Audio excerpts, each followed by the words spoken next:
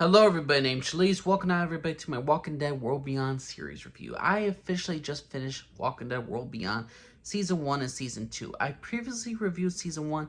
The thing is though, I didn't really care for it. It was one of the worst seasons that I've seen, but I decided to rewatch Season 1.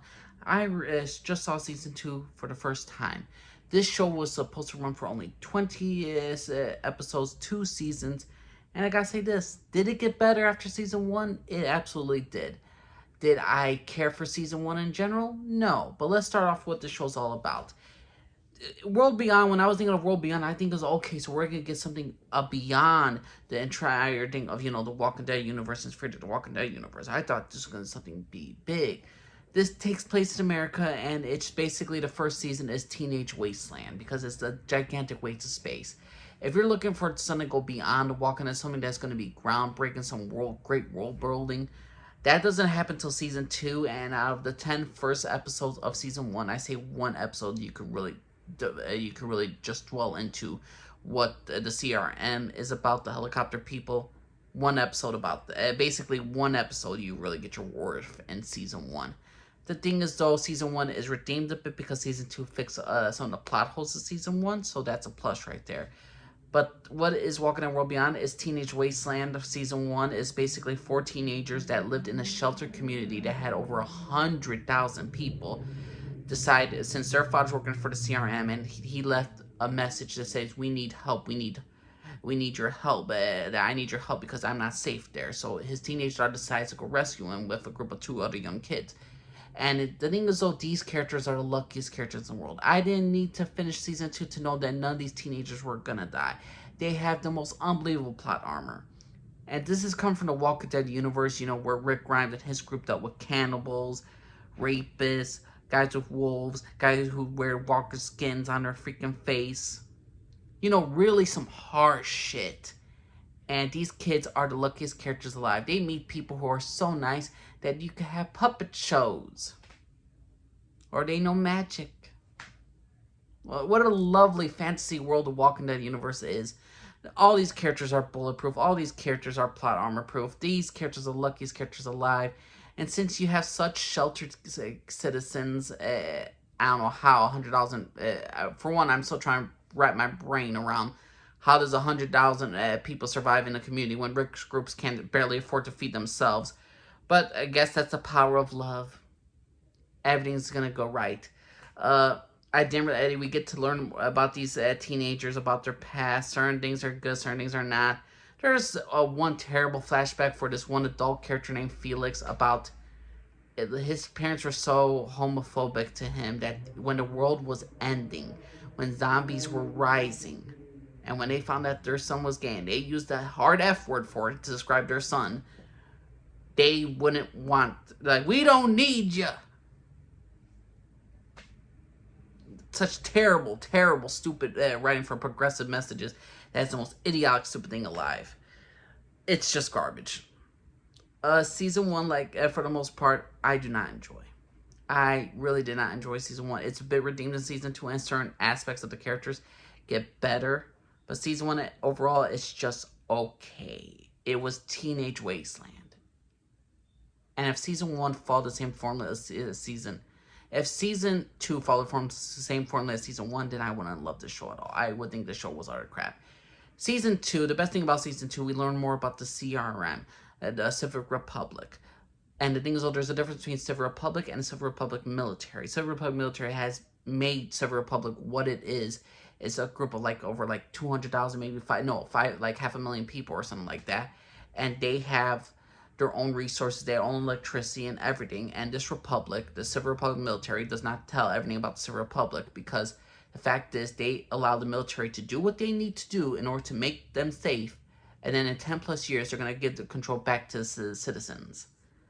And so they made them the evil empire, the evil stormtroopers. But there's something about them that's so integral. It's so intriguing to me about how they're willing to sacrifice everything for the greater good. These characters sacrifice. The CRM military sacrifices their own morals and their own obligations for the greater good. But how the people in this universe and the teenagers and all the stuff, they believe there's right and there's wrong. These people are the evil people. They're the bad people.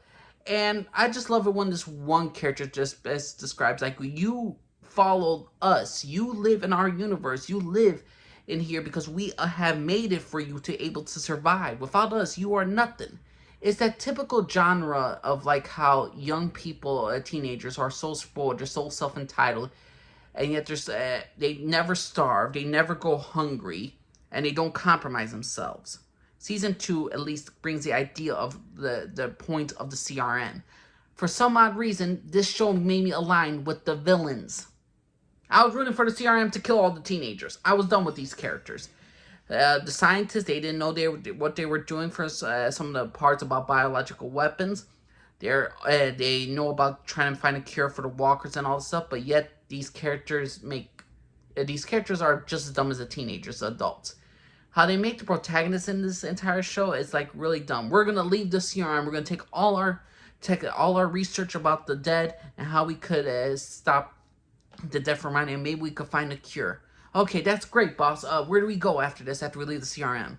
Well, we don't have time to think about that right now. We don't have a time to think of electricity, where we could get this information, and where we could even find any technology to survive, if possible, in order to create this technology, in order to find the cure, to make the cure.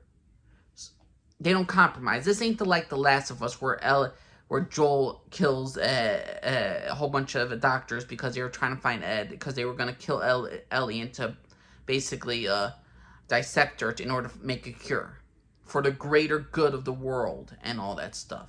It doesn't offer that kind of compromise because our characters in this fantasy world are right no matter what. The teenagers are always right. We must never compromise our positions in life, our personalities in life. We must never compromise our priorities of what we believe. We must never go down the dark path. And if we are, we're not hypocrites if we do that, which they are. I enjoyed Season 2 because the CRM storytelling was awesome. Jadis, this character that was introduced in The Walking Dead, I did not like her in The Walking Dead, but they made her such a badass freaking character. I loved her. She works for the CRM. She's tactical. She fully believes what the CRM is doing, and she was interesting.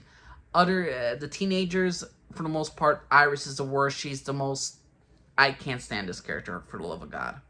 If she were to get bitten, get shot in the face, I'm happy with. I could not stand her most annoying, whining, privileged, entitled, like we could do anything if we have love, because that's what it is. The teenagers are always right. The CRM are the villains. They're the evil stormtroopers that can't freaking aim, even though there's 10 civilians on the ground and they're on their dang knees, ready to die, and none of them could take a shot for the life of them. But our characters are 100% great at shooting. And this is the problem if I have overall with The Walking Dead World Beyond. These characters just feel lucky. These characters feel like they're not even a part of the Walking Dead universe, and that is a major problem. When Rick Grimes and his group, I always felt Rick Grimes' group were getting by the skin of their teeth. I never felt like, okay, this is the plot armor for this freaking show. I felt that plot armor around season 8, Walking Dead, and that was the worst season of Walking Dead. Season 2 of The Walking Dead World Beyond, I want to give like a B-. This was a good season. It dealt with the CRM storylines. They introduced certain ideas about about the society, about what life is. Is it black and white, as most people think, or is it just a world full of gray? And I really like the ideas that they were introducing. Granted, does everything wrap up with a nice bow and all our characters are going to find a nice place with electricity in order to continue to research immediately? Absolutely, because this is a freaking fantasy world what they made with the Walking Dead universe. Good guys are always going to win because that's the way it's going to be. There ain't going to be such great storytelling like even in season 8. When I mean by characters compromise their positions, I mean characters look different from themselves. They are ashamed of what they have done. They are ashamed. I get that with 2 characters the most, with Hope and Huck, and they're the best characters. But when it comes to these super privileged characters like Iris and her father and all that stuff, like, oh, we did wrong, we cannot look for the greater good and all that stuff, they don't believe in that. When you look at characters like Rick Grimes in Season 5, when he was talking to Aaron, and he's like, just because we're good people doesn't mean we won't kill you. Or in Season freaking 8, when Rick is fighting the Saviors, he kills a guy, a Savior, who was trying to prevent Rick from entering a room, and when Rick opens that room, it's a little baby right there. The man was protecting his daughter, and Rick Grimes killed him. And Rick, at the end, is like shaking, like, no, this can't be. And then he looks at himself in the mirror, and you could just see he's horrified of the person he is. There are people that compromise themselves, that make terrible things. Carol's one of the most interesting characters of Walking the Universe because she's constantly has destroyed her soul in so many cases. Look at the flowers. Look at the flowers. You ain't gonna get that little moment in the Walking Dead World Beyond. You ain't gonna get the little moment if a grown adult killing a little child. No, you're not gonna get that. You're never gonna get that. You're not gonna get this Walking Dead World Beyond because this is the happy-go-lucky Team Free World. Team Love could always save the day. Oh, you get your arm chopped off, you're gonna survive this one easily. Even though The Walking Dead had this thing for chopped off arms and everybody could survive. Oh, we're gonna take our research with us. We're gonna find a place so we can build up the cure. We're gonna make all our way to Portland City, no problem. Time jumps real fast. It's just, ugh. Everything what I don't like about The Walking Dead World Beyond, every single aspect of the whole fantasy world about characters are indestructible because of plot armor is all in Walking Dead World Beyond. Season 1 is okay. It's one of the worst seasons of the Walking Dead universe in general. Season 2 was actually better, sad to say, than Fear the Walking Dead in some of their seasons. But overall, I'm kind of glad I watched this show. Not for the teenage characters. Learning about the CRM, yes. The first season, it's a one-and-done deal. You can watch one episode. The best character is Huck. Watch her episode. A Marine, former Marine, dealing with the world when the world was going bad shit crazy and when the world was ending. Great character development, great storyline for her character. Watch her episode only so you can get an aspect of who she is as a character. But a lot of the stuff you can skip in Season 1. Season 1 was a C. Season 2 is just great just because of the CRM and you learn about them. Hope becomes an interesting character unlike her sister. The thing is, though, they kind of changed her in the last episode because she admits her sister was always right. So it's just like, oh, okay. Hope was starting to see, maybe we have to sacrifice. Maybe not everybody who lives at the CRM military is such a bad person. Maybe we don't have to bomb people. Maybe we don't have to threaten people. It's the only way. We must do some bad things in order to do a greater good thing. Kind of like how the CRM is doing, killing thousands of people. This is the problem I have with the characters in the show, the protagonists. If we have to do a bad thing, these are the enemies, it's black and white. We're the good guys, they're the bad guys. We do something bad to them, that's because they deserve it. We kill one or two people, and we threaten to kill them. If they don't do what we say, they don't see the hypocrisy. These are our protagonists. But in my personal opinion, Walking Dead World Beyond is not the most terriblest TV show I've ever seen. The Season 2, if Season 2 didn't exist, this would have been a worse of a bunch for sure. But Season 2 of Walking Dead World Beyond kind of restored my faith into the universe, left me some interesting, nice characters that I did enjoy, and it extended the universe a bit. So what did Walking Dead World Beyond help itself out at the end of the day? Did it get their end goal? Yes, because of the CRM. Without the CRM storylines, this show is shit. I'm sorry, Teenage Wasteland about a young group of kids becoming into who they are, who they're gonna be, is just piss poor, a terrible, poor man's Stand By Me crap. That's my personal opinion, everybody. What do y'all think of The Walking Dead World Beyond? Do you think Season 1 was great? Do you think Season 2 was great? Did you think Season 1 was awful like I did? Or did you think, hey, it was the greatest season of all time? Said no one ever. What's your personal opinion? Nature Lee, subscribe for everybody.